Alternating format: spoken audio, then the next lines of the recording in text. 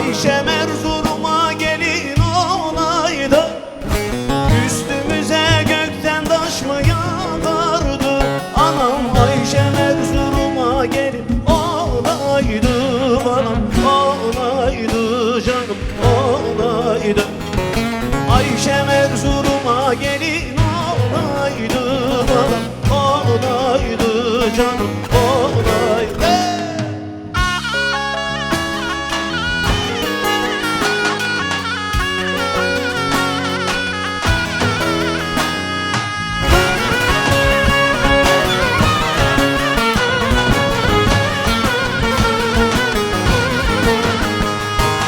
Ak eline kızıl kına yakardım, yar sarılsa ben boyuna bakardım.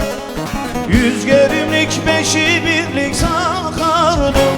Anam Ayşem Erzurum'a gelin olaydı, anam olaydı, canım olaydı. Ayşem Erzurum'a gelin olaydı, anam olaydı, canım olaydı.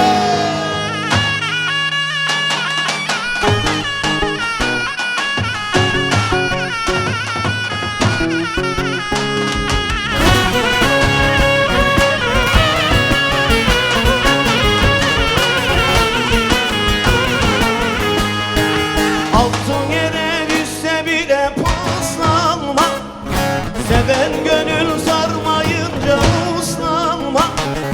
Şu göksüme bir başkası yaslanmaz. Anam Ayşem Erzurum'a gelin olaydı, anam olaydı, canım olaydı.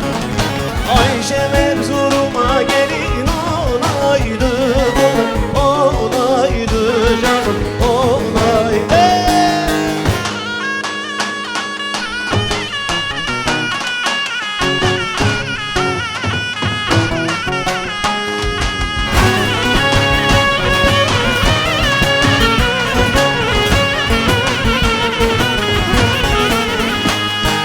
Bugünden çıksaydı düğün anaya, eş dostumuz oynar idi halaya. Başlamazdı Mert oğlunun onayı, babam Ayşem Erzurum'a